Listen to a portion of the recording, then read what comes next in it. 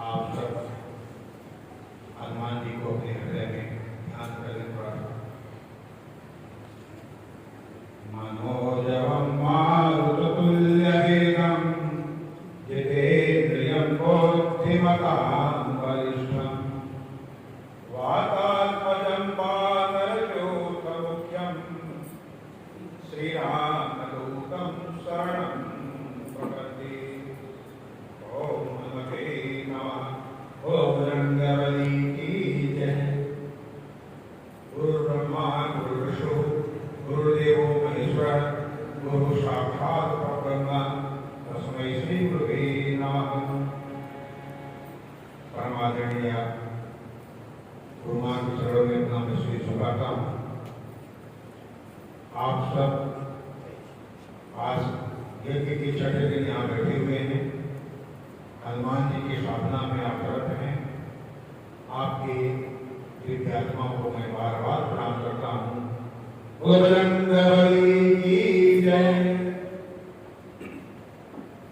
आज की चौपाई है शंकर सुवन केसरी नंदन तेज प्रताप महाजगवंदन। शंकर सुवन केसरी नंदन तेज प्रताप महाजगवंदन। शंकर सुवन केसरी नंदन तेज प्रताप महाजगवंदन। शंकर सुवन केसरी नंदन तेज प्रताप महाजगवंदन। शंकर सुवन केसरी नंदन तेज प्रताप महाजगवंदन। शंकर सुवन केसरी नंदन तेज प्रताप महाजगवंदन। आज चौपाई में हनुमान जी का स्वरूप क्या है इसके बारे में बता रहे हैं। हनुमान जी शंकर स्वयं 40 साल से सुमन दिखा मिलता है। मैं अयोध्या गया था, वहाँ पर हनुमान गढ़ी है, 1956 का वहाँ बोर्ड लगा है, उसमें शंकर स्वयं लिखा हुआ है। लेकिन वर्तमान लिपियों में सुमन दिखा मिलता है। हमारे संत है राम भद्राचार्य महाराज, उन्होंने प्रशोध किया, बताया कि हनुमान जी शंकर स्वयं है।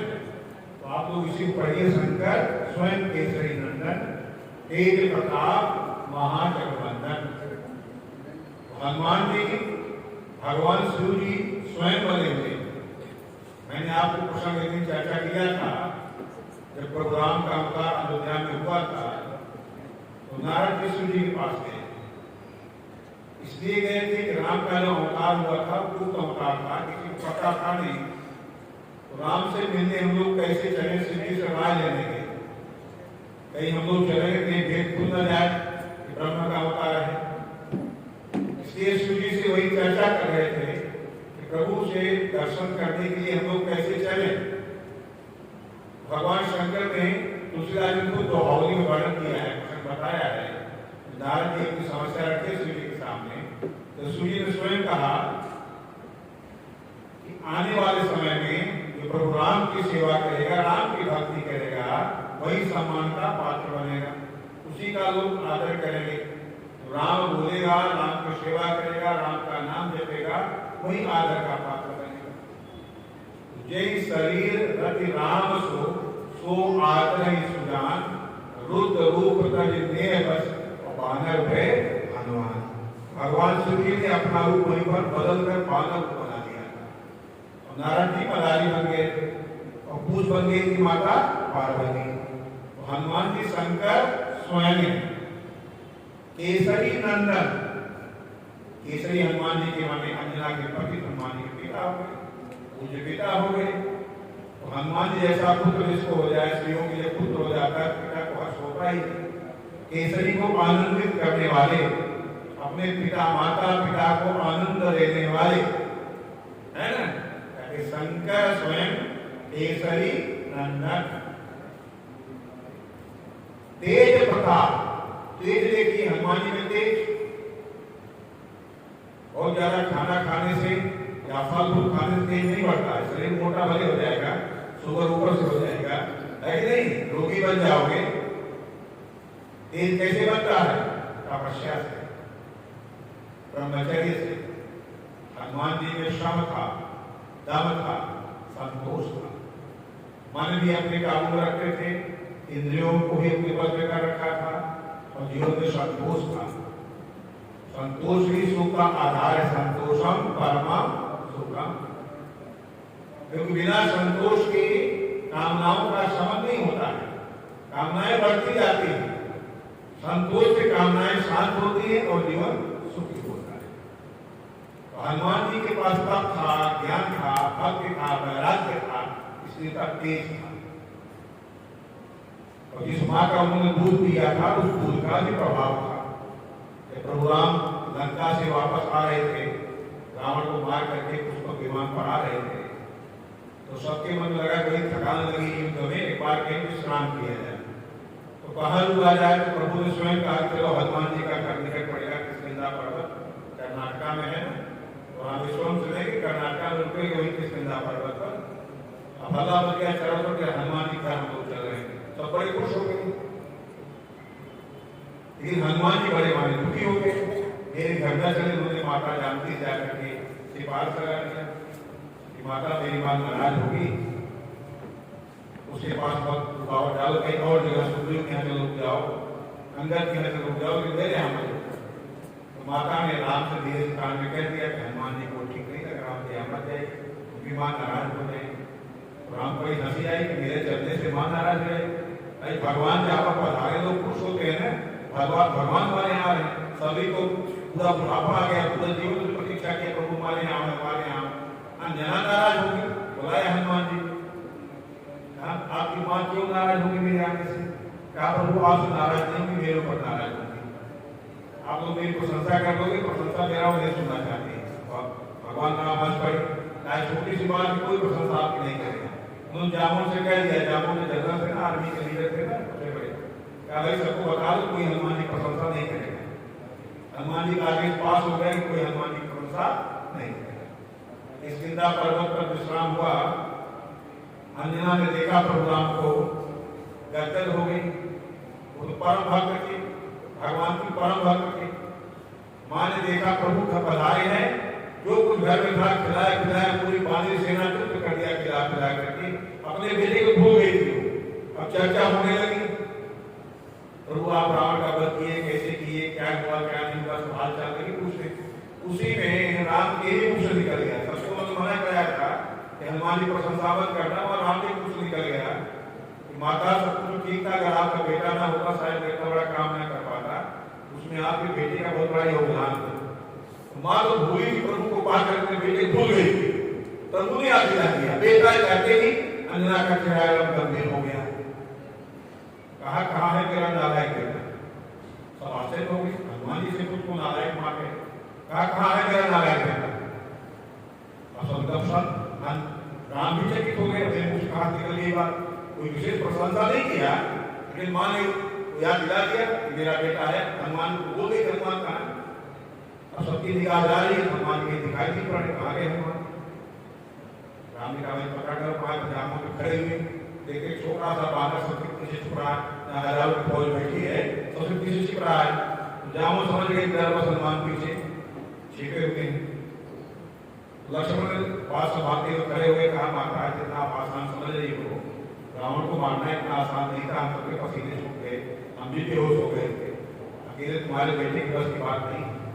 अब इतने में अंजना और गुस्से में आ गई है ना, जब कहा कि आपके बेटे के लिए बस की बात नहीं है, मेरे भी शक्ति छूट गए, प्रभु के भी शक्ति छूट गए, रावण इतना आसान नहीं था मारना, ऐसे आपका बेटा अकेले काम करता। मेरा नालायक बेटा, मैं इसलिए कह रही हूँ कि उसके रहते प्रभु को लंका क्यों जाना पड़ा, रावण को मारकर सीता को वापस खुद ला सकता है। लक्ष्मण कहते इतना आसान काम नहीं था। हमारे कहा तुम देखोगे मेरे दूध का ताकत। गुड़िया ने क्या किया, अपनी छाती को दबाया, दूध की धारा निकली ना, आगे का पहाड़ टूट खंड खंड हो गया, सब अवार हो गए। वृद्धावस्था में दूध की धारा कितनी तेज है, पहाड़ टूट गया, वो दूध को हनुमान ने पिए। जवानी में दूध की ताकत नहीं होगी, सोचिए बुढ़ापा की दूध की ताकत, सब चकित हो गए। प्रभु ने स्थिति संभाला, अंजना के गुस्सा शांत किया, कहा माता आपका बेटा सारा काम अकेले कर सकता था, लेकिन वो मेरा आदेश नहीं था, मेरा नाम कैसे होता, दुनिया मेरा जयकार और आप मैंने राम को मारा है। आपका बेटा सारा काम करता, लेकिन मेरा नाम ना होता ना, इसलिए बेटे ने मेरा यश बढ़ाने के लिए एक काम मेरे लिए छोड़ दिया था, आप नाराज बन। तब अंजना का थोड़ा सा गुस्सा शांत हुआ कि प्रभु की इच्छा थी, प्रभु की मर्जी थी, इसलिए बेटा हमारा लंका के चढ़ाई नहीं किया। इसका मतलब है मेरा बेटा के लंका को, हनुमान जी को स्वागत थी, माँ का इतना विश्वास था कि मेरा बेटा अकेले रावण को मार करके सीता को वापस ला सकता है। तेज प्रताप, हनुमान जी का तेज, संयम का तेज था, तप का तेज था, ब्रह्मचर्य का तेज था, और माँ के दूध का तेज था। कोई इतना तेज तो भगवान शंकर स्वयं है, तो शिव से ज्यादा तेज कौन है। तो तेजों में तेज है ना, तेजो महादेव जो ताजमहल नहीं है, इसका पुराना नाम तो तेजो महादेव शंकर जी का है, था जिसको आप ताजमहल कहा जाता है। तेजो महादेव शंकर जी का नाम ही तेज है, तेज शंकर जी का नाम है। तो शिव जी है, तो तेजों के तेज है, तेज के सागर है हनुमान जी। और प्रताप, प्रताप क्या कहना, हनुमान जी जहाँ एक बार चले गए, उनका जहाँ प्रताप हमेशा के वहाँ अस्थायी हो गया। हनुमान जी लंका गए, जला के लौटे, दोबारा जब अंदर गए वहां पर, राष्ट्रों में इतना भय व्याप्त हो गया था कि अंदर कोई सीधे आंख में आंख मिला के देखता नहीं था। आंख बंद करके देखा कोई बानर आ गया, डर के मारे, बिना पूछे रास्ता बताते थे, महाराज दरबार में आप जा रहे हो, उधर जाओ, आगे रास्ता जाता है, बिना बताए चौराहा कहीं बता रहे इधर रावण दरबार इधर जाना पड़ेगा। अंदर को पूछना नहीं पड़ा, अपने आप दिखाते सारा रास्ता दिखाते। ये प्रताप हनुमान जी। एक बार गए लंका में, प्रताप छोड़ आए, किसी बानर को लोग देखते थे, हनुमान जी मानते, कोई बानर आ गया है, लंका चला गया है, वही आ गया है, लोग आंख बंद कर देते, डर मार कैसे देखूंगा भी, उसके देश के आगे कहीं जाकर फंस ना हो जाओ। अंदर गए, अंदर को रास्ता अपने आप बता दिया। तेज प्रताप, महाजगवंदन, संसार में पूजनीय हनुमान जी है। लेकिन एक बात है, तुलसीदास जी हनुमान जी चरण नहीं छूते थे, चरण वंदना ही करते थे। चरण वंदना आप तुलसीदास जी करते थे, हनुमान जी की चरण वंदना ही करते थे। और क्या करते थे हनुमान जी को, हनुमान जी की प्रणाम करते थे, उनकी छाती पर करते थे, जाते को करते थे। प्रणवम पवन कुमार फल फल पावक ज्ञान धन, जास हृदय आगार बसहि राम संसार। हनुमान जी के हृदय में राम लक्ष्मण है ना, और राम सीता है ना, और धनुष बाण लिए राम बैठे हुए हैं। तुलसीदास जी वही उनकी छाती बार बार देख उसे प्रणाम करते थे। प्रणवम प्रणव प्रणाम करता हूं, हनुमान जी प्रणाम करते थे छाती देख करके कि राम का दर्शन हो जाएगा। हनुमान जी चलते फिरते राम मंदिर थे ना, हनुमान जी का जो स्वरूप था, उनके छाती में राम है, माँ जानकी है, धनुष के प्रभु राम बैठे हैं। हनुमान जी को देख लो, राम दर्शन हो गया। राम का मंदिर है, चलते फिरते राम के मंदिर है। तुलसीदास जी हनुमान जी को देखते ही छाती से प्रणाम कर देते थे, छाती में राम प्रणाम करते थे, बाकी सबकी चरण वंदना करते थे। देखिए आगे चौपाई में लिखा गया है ना, कपिपत रीछ निशाचर राजा, कवि पत्नी आगे सुग्रीव, रीछ में आगे जामुन, निशाचर राजा विभीषण बैठे हुए, कवि पत्र रीछ निशाचर राजा, अंगदाल के की समाजा, अंगद आज जो बानरों के समूह थे, बंदव सबके चरण सुभाए, चरण आ गया, कहते मैं सबके चरणों को वंदना करता हूँ, कितने बिलवल को सिद्धार्थ हैं, कहते मैं सबके चरण की वंदना करता हूँ, अधम शरीर राम जिन पाए, अधम शरीर माने बानर शरीर, भालू का शरीर पाकर, अधम शरीर पाकर के भगवान को पा लिया, इसलिए इन सबके चरण वंदनीय है, मैं इसके चरण वंदना करता हूँ। लेकिन कहीं लिखा हनुमान जी को चरण वंदना करता हूँ, ऐसा नहीं हनुमान जी को नहीं, हनुमान जी बहुत मानते थे, हनुमान जी के उनका निगाह छाती चला जाता है, हनुमान जी छाती भगवान बसते हैं, इसलिए उनको प्रणाम करके छाती देखते थे, प्रभु राम का दर्शन करते थे, है ना, और सबके चरण वंदना क्यों करते थे, सब भगवान के भक्त हैं, भगवान के सेवक हैं, भगवान को प्राप्त हैं, इनका पूरा शरीर ही दिव्य है, मैं इनके चरणों को वंदना करता हूँ, है ना। ये है हनुमान जी का परम प्रताप है, उनका तेज है, बात की चौपाई बात दोबारा लीजिए, दोबारा दोहरा लीजिए। शंकर स्वयं केसरी नंदन, तेज प्रताप महाजगवंदन, शंकर सुवन केसरी नंदन, तेज प्रताप महाजगवंदन, शंकर सुवन केसरी नंदन, तेज प्रताप महाजगवंदन, सुवन केसरी नंदन, तेज प्रताप महाजगवंदन। आज श्राद्ध का नौवां दिन है, आज के दिन का महत्व इसलिए है, घर में आपके कोई भी माँ या कोई पूर्वज जो सुहागिन स्त्री जो मृत्यु को प्राप्त होती है, सुहागिन जिसके पति रहते हैं, पति रहते पत्नी मर जाती है, तो सुहागिन बन जाती है, सुहागिन मृत्यु होती है। उसकी अगर तिथि नहीं पता है किस तिथि पर है, तो सुहागिन माताओं का श्राद्ध आज के दिन किया जाता है, सुहागिन होती है। आगे चतुर्दशी तिथि आएगी, किसी नंदन मृत्यु होती है, अकाल मृत्यु होती है, वो चतुर्दशी किया जाता है, किसी तिथि पर हो, लेकिन उनका श्राद्ध कर दिया जाता है, चतुर्दशी किया जाता है। लेकिन जिनकी माता पिता की मृत्यु चतुर्दशी को हुई है और स्वाभाविक मृत्यु हुई है, अकाल मृत्यु नहीं हुई है, उनकी चतुर्दशी श्राद्ध नहीं किया जाता। जिनकी मृत्यु चतुर्दशी को हुई है लेकिन अकाल मृत्यु नहीं है, वो अपने उनका श्राद्ध अमावस्या को ही किया जाएगा, जिन्हें सब अमावस्या है। तो ध्यान रखिए, आपको गलती हो जाती है, हमारे पूर्वज जो है हमारे पिताजी चतुर्थी चतुर्दशी वाले नहीं पढ़ेंगे, मैं चतुर्दशी हमारे पिताजी चतुर्दशी वाले हमारे कहाँ रखा, हमने कहा कि एक्सीडेंट वाले कार में पढ़िए, वो तो अस्सी साल को अंकार पूजन मत करिए, अमावस्या को करिए। अमावस्या को सर्वोपरि श्राद्ध है, जिसके पितरों की तिथि नहीं पता है, इस श्राद्ध में सभी ब्राह्मणों को भोजन नहीं कराना चाहिए।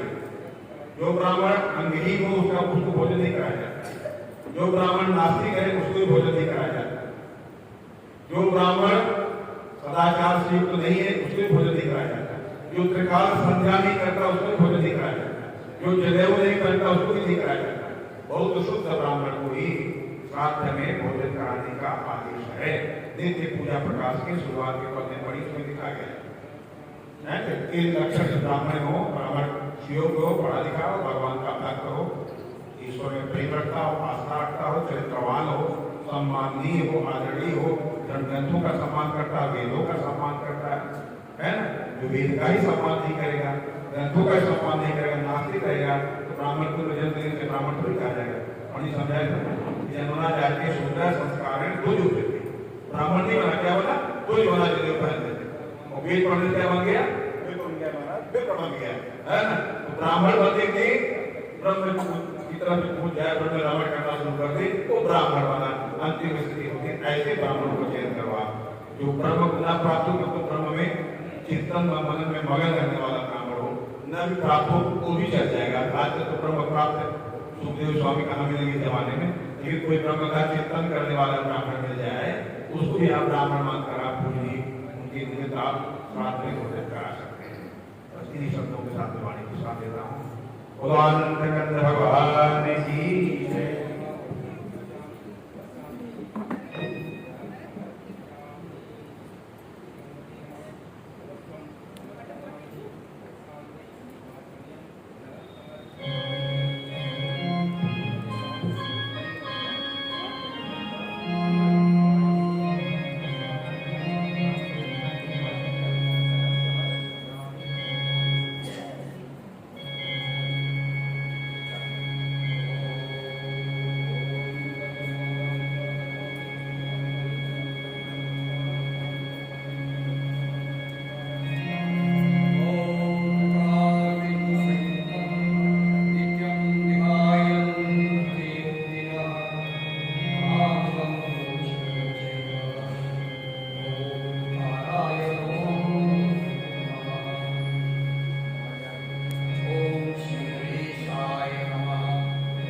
गजाननं भूतगणाभिषेकं कपित्थजं फलचारुभक्षणं मास्तं शोकविनाशकारणं नमामि विघ्नेश्वरम्। ॐ एकदन्ताय विद्महे वक्रतुण्डाय धीमहि तन्नो प्रचोदयात्। ध्यानमूलं पुरोरुद्धि पूजामूलं पुरोपदं मन्त्रमूलं पुरोवाक्यं मोक्षमूलं पुरोकृपा। खण्डमण्डलाकारं व्याप्तं येन चराचरं तत्पदं दर्शितं येन तस्मै श्रीगुरुवे नमः। ॐ नमः शम्भवाय च मयूरभवाय च नमः शङ्कराय च मयस्कराय च नमः शिवाय च शिवतराय च। हरि ओं तत्पुरुषाय विद्महे महादेवाय धीमहि तन्नो प्रचोदयात्। ॐ विशुद्धज्ञानदेहाय त्रिवेदी दिव्यचक्षुषे श्रेयप्राप्तिनिमित्ताय नमः सोमार्थिकारिणे। शुक्लां ब्रह्मविचारसारपरमां माद्यां जगद्व्यापिनी वीणां पुस्तकधारिणीं अभयदां ज्ञानान्तरात्महां हस्ते स्फटिकमालिकां विदधतीं पद्मासने संस्थितां वन्दे तां परमेश्वरीं भगवतीं प्रदां शारदां। नारायणं नमस्कृत्य नरं चैव नरोत्तमं देवीं सरस्वतीं व्यासं ततो जयमुदीरये। वसुदेवसुतं देवं कंसचाणूरमर्दनं देवकी परमानन्दं श्रीशं वन्दे जगद्गुरुम्।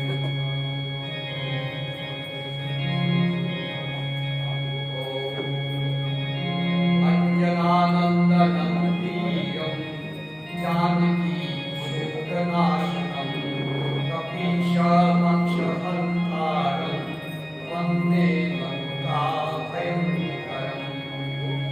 दक्षिणे लक्ष्मणो यस्य वामे च जनकात्मजा पूर्वो मारुति यस्य तं वन्दे रघुनन्दनम्। बोलो पौष भगवान की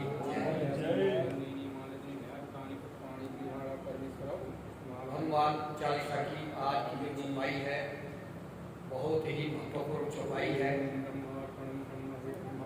और ये जो कार्यक्रम चल रहा है यज्ञ है 40 दिन का यज्ञ है और यज्ञ से सब प्रकार की संसार की जो रक्षा है वो होती है और सब प्रकार के जो ताप है वो नष्ट हो जाते हैं। इस समय सारे विश्व में बड़ा विकृत समय चल रहा है तो ऐसे समय में ये राम कथा का राम का और हनुमान जी का जो चरित्र है इसको श्रवण करना चाहिए। हनुमान चालीसा में राम कथा है इसलिए कहा है रामायण द्रुमं नौमी राम रक्षा नवाकुरम गायत्री बीजमानाय मूलम मोक्ष महाफलम। राम कथा जो है रामायण जो है ये कल्प वृक्ष है। कल्प वृक्ष एक ऐसा वृक्ष है जो स्वर्ग लोक में होता है जो समुद्र मंथन से निकला है। उस वृक्ष के नीचे जाने से सब प्रकार की जो कामनाएं होती हैं जितनी कल्पना की जाती है वो सारी पूर्ण होती है। इसलिए उस कल्प वृक्ष को देवताओं को प्रदान किया गया। रामायण जो है ये कल्प वृक्ष है।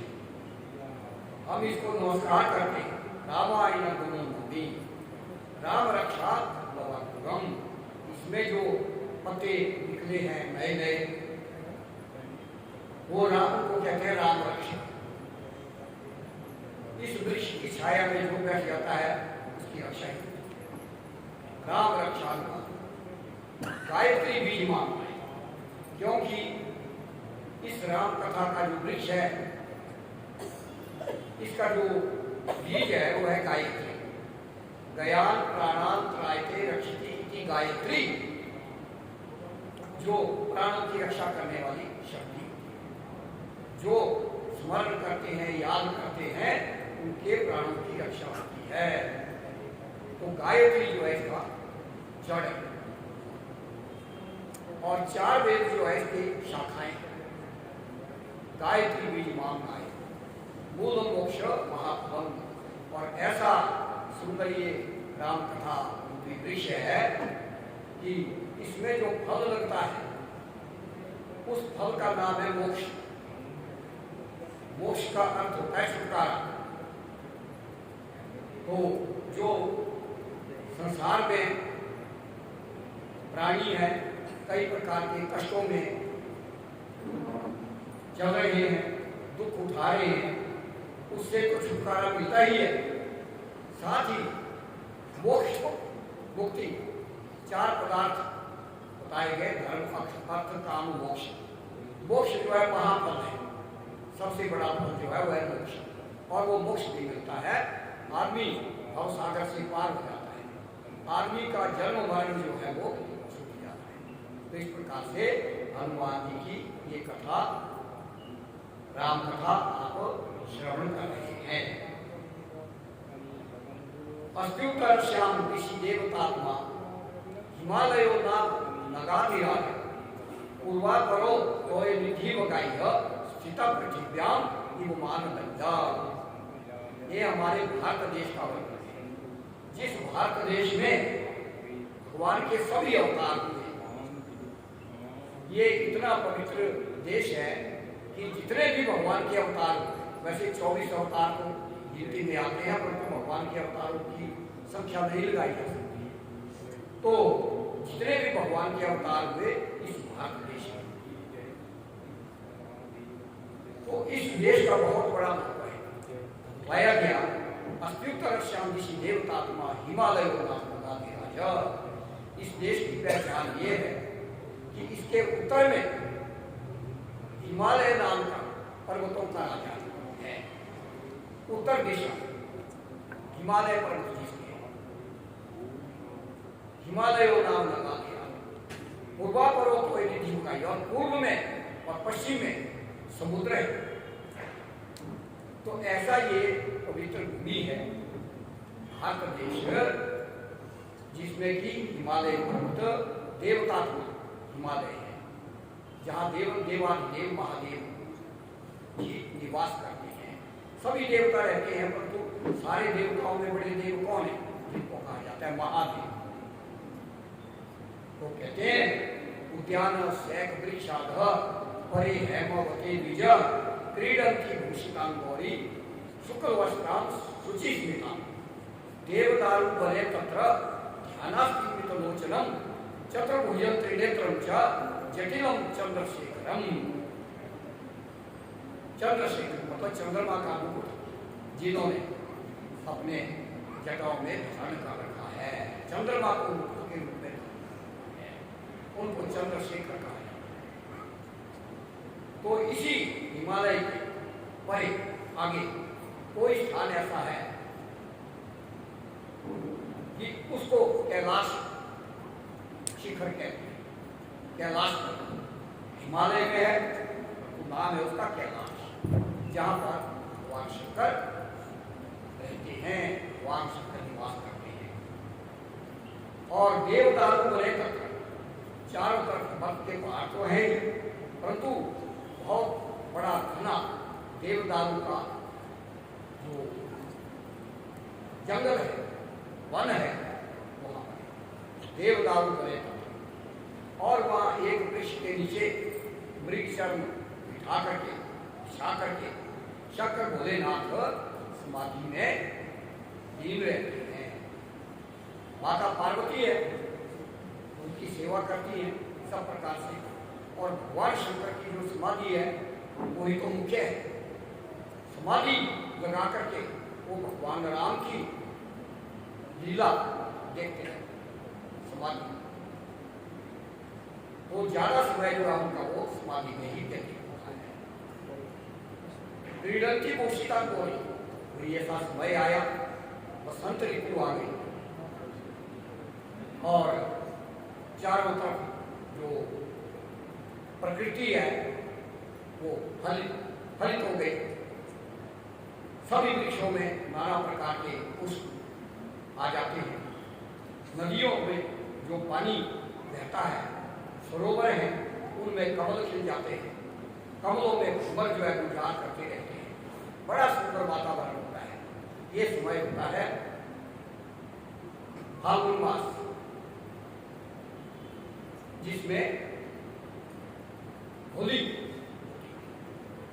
तो क्रीडंती पोषिता गौरी, माता पार्वती अपनी सखियों के साथ वहाँ पर क्रीड़ा कर रही है और जो वहाँ पर प्रकृति नाना प्रकार के रंग बिरंगे रूप में विद्यमान है वहाँ का आनंद ले रही है। और ऐसा कहा है कि वहाँ पर वो झूला झूल रही है। उनकी जो सखियाँ हैं वो उनको झूला झुला रही है। क्रीडंती भूषितां गौरी शुक्ल वस्त्रां शुचिस्मितां, और माता पार्वती ने शुक्ल वस्त्र, बड़े स्वच्छ वस्त्र, शुक्ल पवित्रता वाले वस्त्र। सफेद रंग जो है पवित्रता का होता है। जैसे आप पहले से सुनते आ रहे हैं, पीला रंग जो है ज्ञान का होता है, इसलिए विद्यार्थी जो है वो पीला ही रंग पहनते हैं। और सफेद रंग वो स्वच्छ पवित्रता का। देखा होगा आपने हॉस्पिटल में कोई काले कपड़े नहीं पहनते क्योंकि वहाँ पवित्रता और स्वच्छता होती है, तो रंगों का बड़ा प्रभाव है। वो माता पार्वती ने शुक्ल वस्त्र धारण किए हैं और सखियों के साथ वहाँ क्रीड़ा कर रही हैं। तो इतने में शंकर भगवान के पास कोई सखी गई और देखा कि शंकर भगवान की समाधि खुल गई। आंखें खोल ली भगवान शंकर ने और वो सखी दौड़ते हुए जाती है माता पार्वती के पास। बड़ी बड़ी खुशी की बात हुई। भगवान शंकर की जो समाधि है वो तो बड़े समय के बाद खुलती थी, अभी तो समय ही नहीं हुआ है, पता नहीं कितने दिन होंगे। तो उस समय वहाँ पर माता पार्वती की सखियाँ कह रही थी कि माता देखो कितना सुंदर वातावरण है, हम होली खेल रही हैं। पर यदि इस समय यहाँ भगवान भोलेनाथ भी होते तो कितना अच्छा। तो डमरू भी जाते हैं और नृत्य भी करते हैं, तांडव नृत्य भी करते हैं। तो ऐसा होली का उत्सव मनाया जाता तो कितना अच्छा। इतने में एक सखी जो दौड़ कर आती है और शुभ सूचना देती है कि सुनो, ध्यान से सुनो, भगवान भोलेनाथ की समाधि। जब सबने सुना इस बात को तो एकदम वहाँ को चल पड़ी, क्योंकि जब भगवान शंकर की समाधि खुलती थी तो सब वहाँ पर कुछ उनकी आरती करते थे, जय जयकार करते थे, फूलों की वर्षा करते थे। तो समाधि खुली और वहाँ वो अचानक ही समय से पूर्व ही समाधि। और जब भगवान शंकर की समाधि खुलती थी तो कई दिनों तक तो बड़ा मतलब उनका जो वातावरण है, उनका जो हाव भाव है वो बड़ा डावाडोल रहता समाधि से। काफी समय के बाद वो प्रकृति से, परंतु उस दिन वो मुस्कुरा रहे। सबने देखा कि ऐसा तो हमने आज तक देखा ही नहीं। भगवान शंकर की समाधि खुलने के बाद कई दिनों तक जो है वो फिर भी कुछ अर्ध समाधि में तो रहते ही है, परंतु आज जो है आज तो मुस्कुरा रहे। बात क्या है, सब गई वहाँ माता पार्वती के साथ और सबने प्रणाम किया और उनके ऊपर फूलों की वर्षा की, आरती की उनकी। तो उस समय माता पार्वती ने पूछा शंकर भोलेनाथ कि प्रभु आपकी जो समाधि है ये तो बड़ी कठिनाई से खुलती थी और आज आप मुस्कुरा रहे हैं, ऐसा कौन सा खुशी का वातावरण है। तो भगवान भोलेनाथ कहते हैं कि बहुत ही प्रसन्नता का विषय। मैंने समाधि में देख लिया कि मेरे जो प्रभु हैं राम, वे अवतार ले रहे।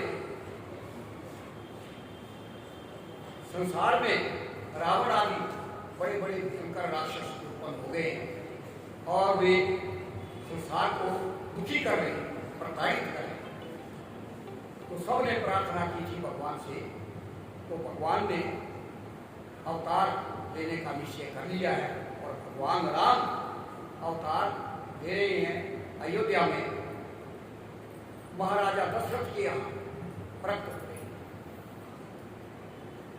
4 रूपों में, एक ही रूप नहीं, 4 रूप,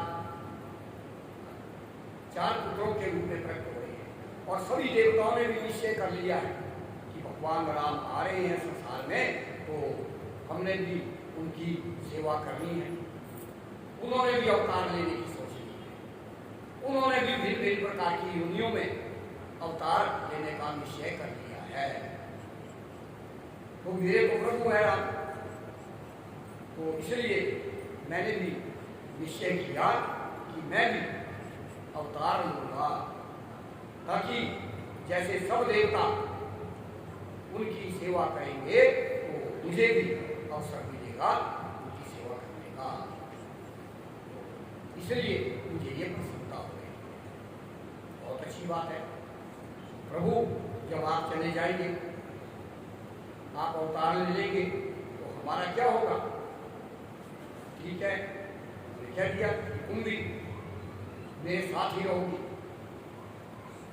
तो जैसा कथा में आपने सुना है कि उन्होंने वानर रूप धारण किया और माता पार्वती जो है वे बन गई ऊंची शक्ति है, क्योंकि शक्ति बिना महेशानी प्रेतत्व तस्य निश्चितम शक्ति संयोग मात्रेण कर्म करता सदा शिव। अब शिव जो है, शिव में जो ई की मात्रा लगी है ये है शक्ति, ये तो साथ ही रहती है।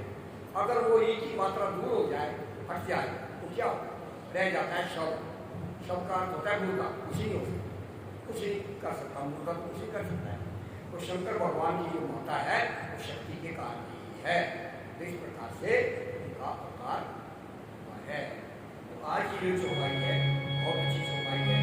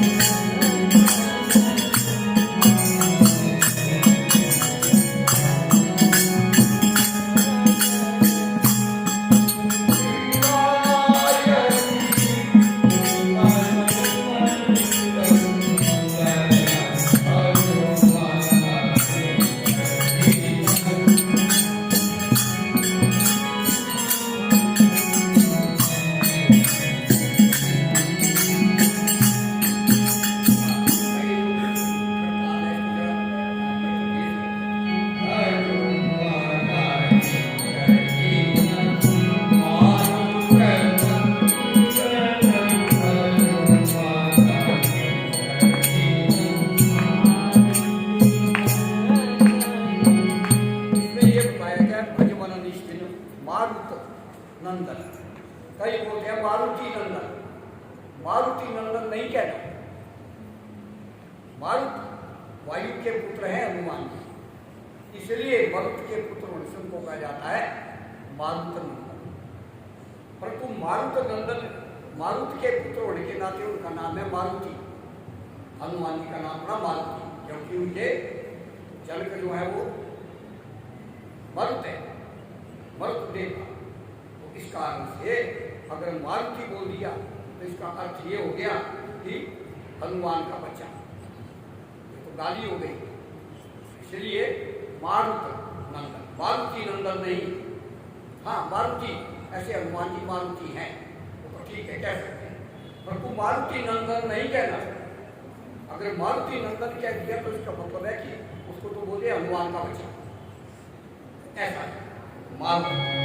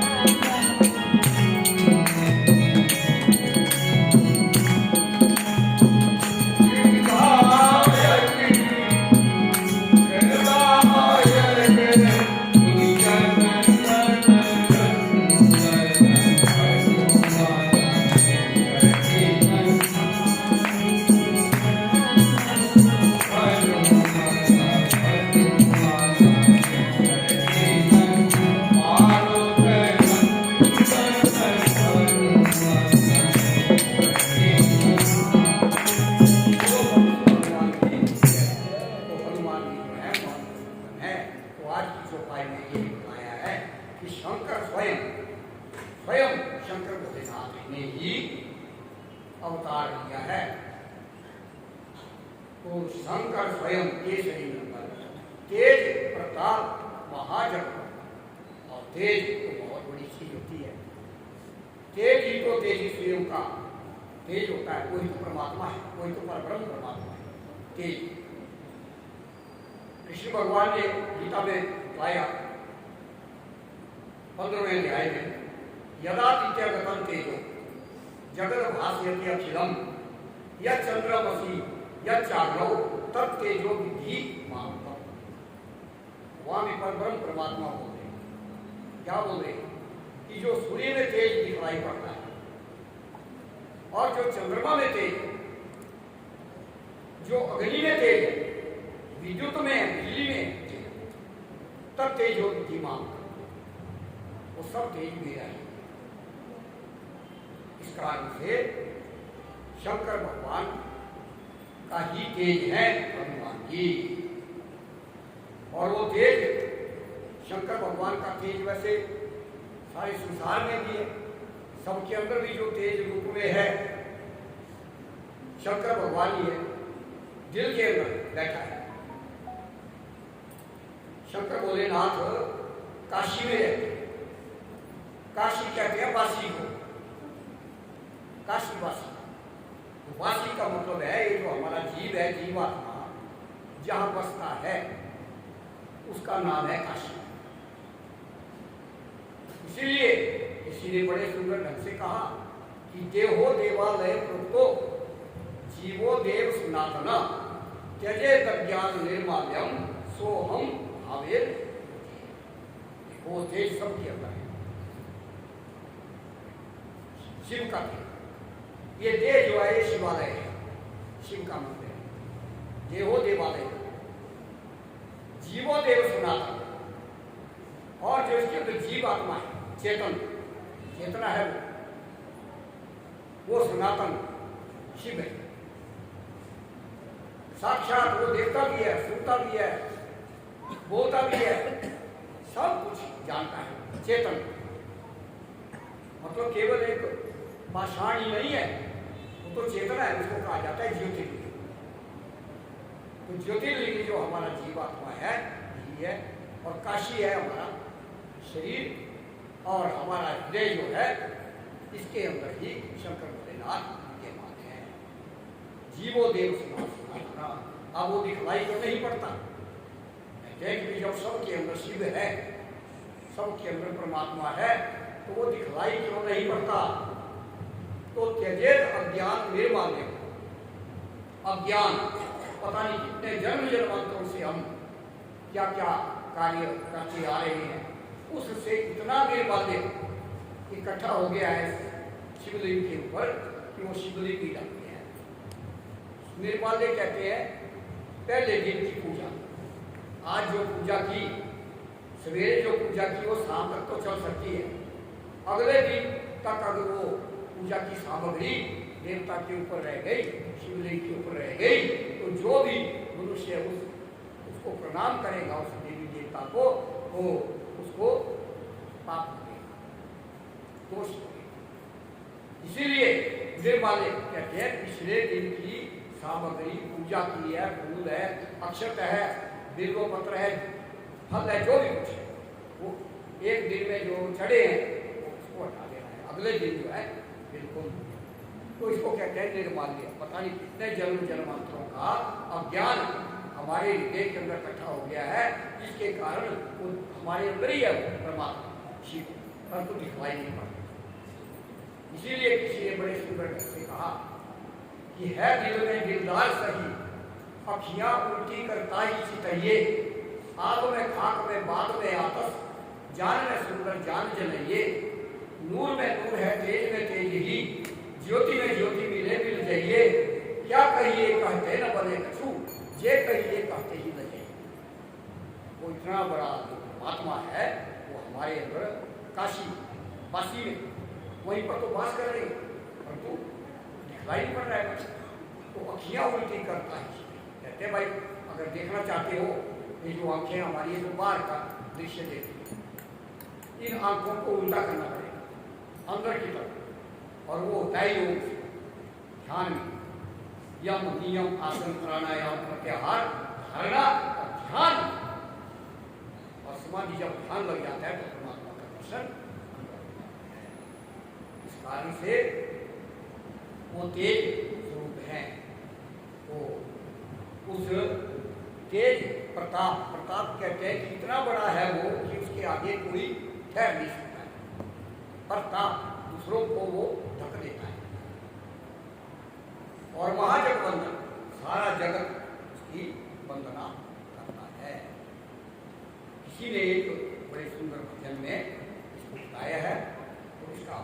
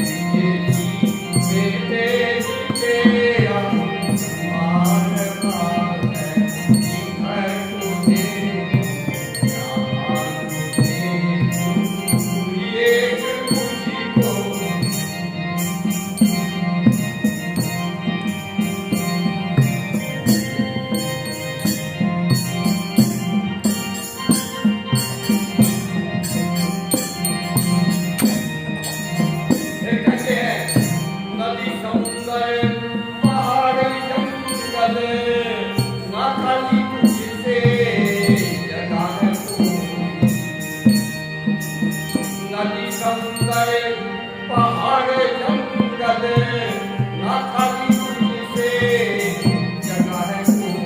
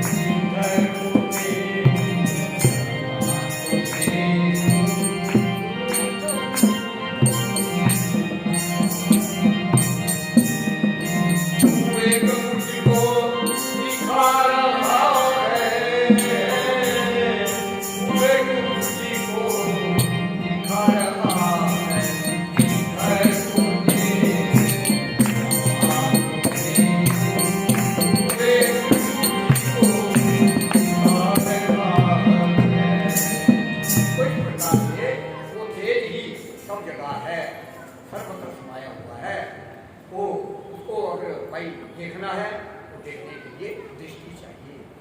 तो आज की जो चौपाई है इसमें यही बात बताई है कि तेज प्रताप महाजगवंदन, आगे आता है महाजगवंदन, सारा जगत जिसकी वंदना करता, तो ऐसे हनुमान जी,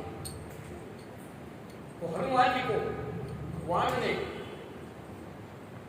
वो आदेश दिया है कि जब तक ये सृष्टि रहेगी, दुनिया रहेगी, मत कथा प्रचरिष्यन्ति यावलोके हरीश्वर तावत रमस्व वेदिन्याम मद वाक्य अनुपालयन्। जब भगवान राम अपनी लीला इस संसार में कर चुके, राक्षसों का संहार हो गया, धर्म की स्थापना हो गई, उस समय वे अपने परम धाम को जाने लगे। तो सब चले, सबको ले गए, जिन्होंने भगवान की सेवा की थी वो सब चल पड़े भगवान के साथ। हनुमान जी को किसी ने पूछा ही, हनुमान जी चुपचाप एक कोने में बैठे हुए कि मेरी बात ही नहीं पूछी। सब जा रहे हैं भगवान के साकेत धाम, परम धाम, जहाँ पर ब्रह्म परमात्मा राम रहते हैं, जहाँ उनका धाम है। जैसे विष्णु भगवान का धाम है वैकुंठ, भगवान राम का जो धाम है वह साकेत, और साकेत अयोध्या को भी कहते हैं। तो एक को अयोध्या यहाँ है और एक अयोध्या जो है जहाँ भगवान राम अयोध्या में रहते हैं। अष्ट चक्रा नव द्वारा देवानाम पूरी अयोध्या, 8 चक्र और 9 दरवाजे जिस पुरी के हैं उसका नाम है अयोध्या। वो साकेत धाम परमात्मा है। तो वहां को जा रहे थे, हनुमान को किसी ने नहीं पूछा। हनुमान जी बड़े उदास हो गए। भगवान राम अंतर्यामी है, जानते हैं, और ये वाक्य कहा कि हे हनुमान, मत कथा प्रचरिष्यन्ति यावलोके हरीश्वर तावत रमस्व वेदिन्याम मद वाक्यम अनुपालयन्। जब तक मेरी कथा इस संसार में रही, भगवान राम की कथा है कि भगवान राम की कथा है माता पिता, भाई भाई, पति पत्नी, मित्र शत्रु, यही तो राम कथा है। और ये राम कहानी सबकी है। दुनिया में जो भी आदमी है, और कौन सा ऐसा दुनिया के अंदर आदमी होगा या किस योनि में ऐसा नहीं होगा। जानवरों में भी देखो, उसमें भी माँ होती है, वो बच्चे को कितना पालन पोषण करती है, पिता होता है अपना दायित्व निभाता है भाई। तो दुनिया के किसी भी कोने में चले जाओ, सर्वत्र राम कथा है। भले उसको पता नहीं है कि राम कथा है, परंतु जहाँ पिता है, जहाँ माता है, जहाँ भाई है, भाई है, भाई बहन है, जहाँ पति पत्नी है, जहाँ मित्र शत्रु है, यही तो राम कथा है, यही तो राम कथा है। तो जब तक ये मेरी कथा रहेगी, ये मर्यादा बनी है, तावत रमस्व वेदिन्याम, उतने समय तक तुम इसी पृथ्वी में रहूं। और जो मेरा काम है, जो मैं काम करता हूं, वो काम मैं तुमको सौंपता हूं। वो काम, भगवान का काम क्या है भाई? जब जब धर्म की हानि होती है तो भगवान अवतार लेते हैं, तो अब वो काम सौंपे किसको? भगवान कहते हैं कि मेरे को अवतार लेने की आवश्यकता नहीं, अब मेरे भक्तों का या संसार का जो मेरा काम है सब। इसलिए जब जब कोई धर्म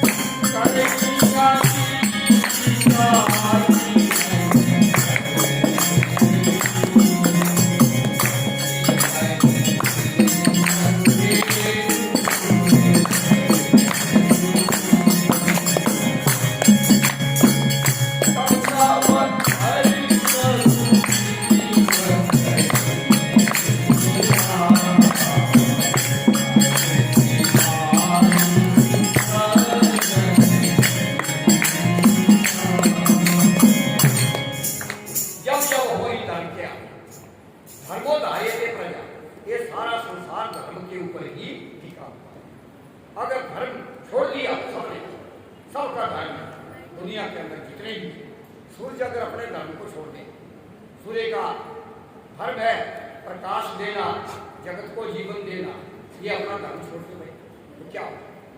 इसी प्रकार से सब जितनी भी संसार के अंदर शक्तियां हैं सब अपने अपने धर्म में, तो ऐसे ही मनुष्य भी संसार में सबका धर्म है, तो धर्म ही सबसे बड़ी चीज है। नमो धर्माय महते, महत्व जो आओ धर्म का। तो जब जब धर्म की हानि होती है, धर्म को लोग छोड़ देते हैं और पाप के मार्ग में अग्रसर हो जाते हैं। बाढ़ ही असुर महान, एक होते हैं सूर्य। सूर्य कहते हैं देवताओं जो स्वर ताल, जैसे अभी आपने भजन किया, गाना किया, तो वही ताल के ऊपर वह ताल बैठ गया। और जो बिना ही ताल के होता है, जिसमें कोई ताल ही नहीं है, कौन सा ताल है, तो अपनी मनमर्जी से वो क्या है? असुर। उनका स्वर ताल नहीं होता, वो मनमर्जी करते हैं। ठीक है, हमारा तो गायन वादन नृत्य ताल के ऊपर होता है। ताल ऐसी चीज है, इतनी बड़ी चीज है ताल। तो कहते हैं ताल अगर आदमी के अंदर बैठ जाए तो समझो मोक्ष प्राप्त होता है।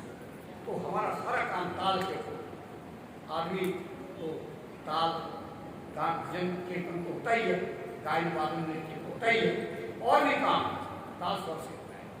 पूजा करनी है, किस टाइम में उठना है तो भी ताल है। स्नान करना है तो किस टाइम में करना है, कैसे करना है, कभी ताल स्वर है। पूजा करनी है, हवन करना है, ये सब ताल स्वर है।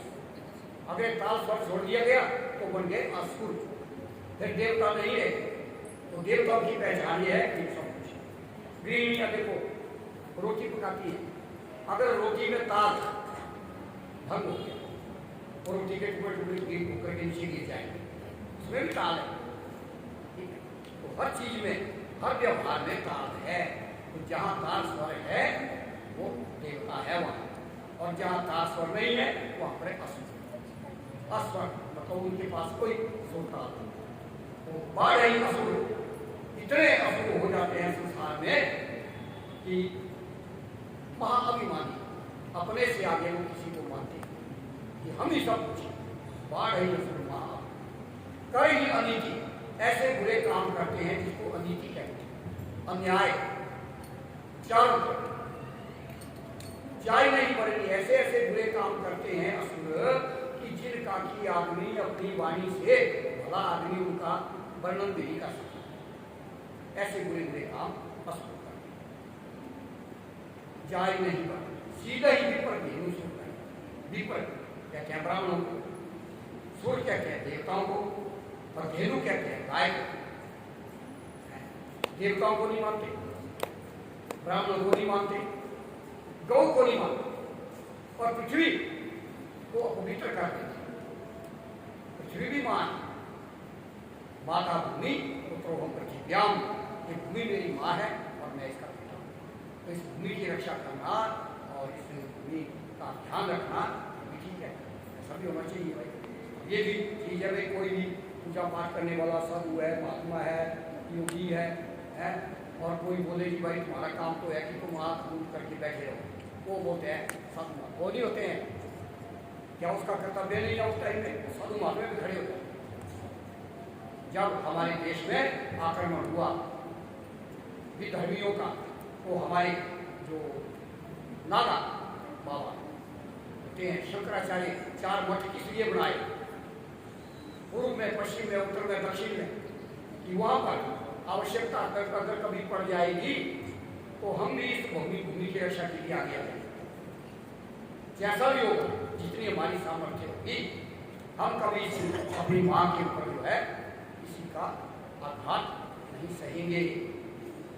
वो पृथ्वी की भी रक्षा होनी चाहिए। और देवता, ठीक है, देव शक्तियां हैं। अब देखो देव शक्तियां क्या है? सूर्य देवता है। हमारे यहाँ तो सूर्य भगवान को सबसे बड़ा देवता मानते हैं। सूर्य आत्मा जगत सारे जगत की आत्मा सूर्य है। अगर 1 सेकंड के लिए भी सूर्य गायब हो जाए तो सारी दुनिया पत्थर होती है। तो इसका मतलब है कि भाई हम देवी देवताओं को मानते हैं, देवताओं को भी मानना चाहिए। और विपर जो है वो तो धर्म के बारे में जागृति पैदा करते हैं। वयम राष्ट्रे जागरियाम पुरोहिताः, वयम राष्ट्रे जागरियाम पुरोहिताः। देखो ये क्या है? वेद वाक्य। पुरोहित कहते हैं जो पूजा पाठ जप तप करने वाले, दान पुण्य करने वाले, भगवान की भक्ति में लगे हुए पुरोहित, दूसरों का हित करने वाले। वयम राष्ट्रे जागरिया, हमारा काम है राष्ट्र को जागृत, जागते रहो। जो जिसका मार्ग है। और सबसे बड़ी बात आती है गौ। गौ जो है बहुत बड़ी शक्ति है। और गौ माता के शरीर में कहते हैं कि 33 कोटि देवताओं का वास है। 33 करोड़ देवता गौ माता के शरीर में है। तो जब गौ माता के ऊपर कोई आपत्ति होती है तो हमें भी भगवान को आना पड़ता है। तो भगवान ने कहा कि ठीक है, मैं विश्राम करता हूँ, परंतु जब तक ये सृष्टि रहेगी तो मेरा काम तुमने करना है। जो काम मुझे करना चाहिए, तब धरी प्रभु विविध शरीरा हर ही कृपा निधि सज्जन क्रिया। मेरे भक्तों के ऊपर जब कोई कष्ट आ जाएगा, दुनिया में उथल पुथल मच जाएगी, धर्म को लोग छोड़ देंगे, तो तुमने ही सबको रास्ते में। तो भगवान अपना काम चार्ज ले गए। और कोई भी मंदिर देख लो, जहाँ भी जाओ वहाँ तो कलयुग के आगे भगवान की है। तो अभी ठीक है, तो अभी ये जो चौपाई है इसको एक बार बोलो।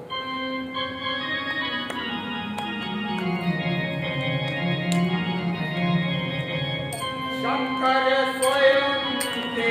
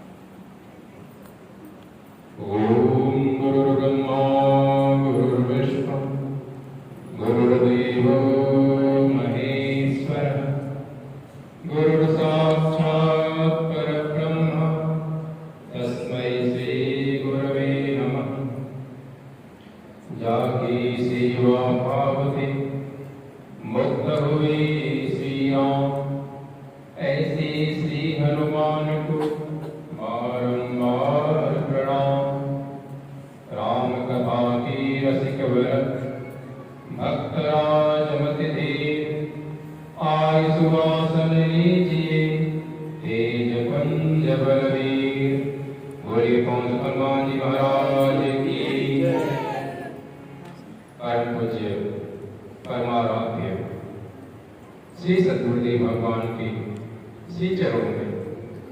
साष्टांग दंडवत प्रणाम है। पूज्य गुरु माँ जी के श्री चरणों में कोट सहमत। उपस्थित व्यासपीठ पर विराजमान पूज्य पंडित जी को सादर नमन। उपस्थित समस्त भगवत भक्तों को जय श्री कृष्ण। संपूर्ण बलि पाठ के अंतर्गत आज 11वें अध्याय का पहला मंत्र है। इसके पहले 10वें अध्याय में भगवान श्री कृष्ण ने अर्जुन की को अपनी जो विशेष विभूतियां उसके बारे में भगवान ने बताया। आज का मंत्र है मधुरुग्रहाय परमं गुह्य मध्यात्म संगीतम यत्युक्तम वचस्तेन मोहोयम विगतो मम। तो आज 11वें अध्याय के पहले मंत्र में अर्जुन भगवान श्री कृष्ण से कहता है कि हे भगवान, आपके परम गोपनीय वचन को सुनकर जो अध्यात्म विषय आपने मुझे ज्ञान की बातें बताई, उस ज्ञान को आत्मसात करके मेरा कल्याण निश्चित है। मैं कल्याण को प्राप्त हो जाऊंगा। मेरा जो उद्देश्य है उसको मैं प्राप्त कर लूंगा। और आपका ये जो परम गोपनीय वचन है, अध्यात्म से भरा हुआ जो ये ज्ञान है, इसको प्राप्त करके मुझे इस जो घोर युद्ध रूपी कर्म उस कुरुक्षेत्र के मैदान में अर्जुन को प्राप्त हुआ, उसके लिए जिस ज्ञान की आवश्यकता थी भगवान ने वह ज्ञान अर्जुन को प्रदान किया।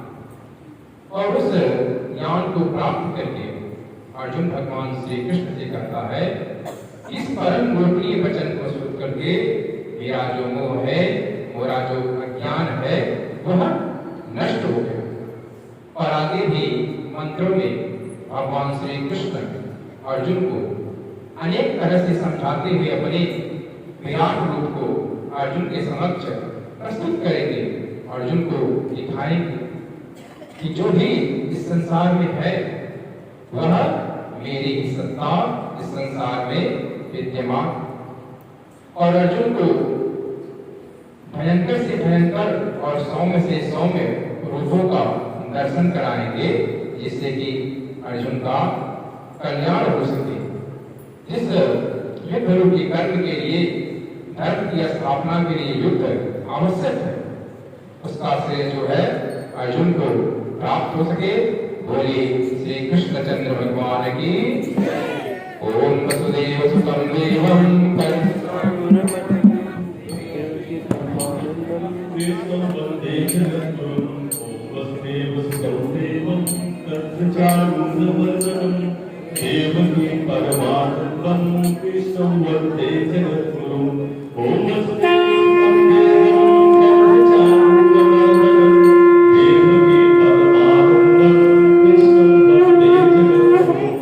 परमानंदं कृष्णं वन्दे जगद्गुरुं।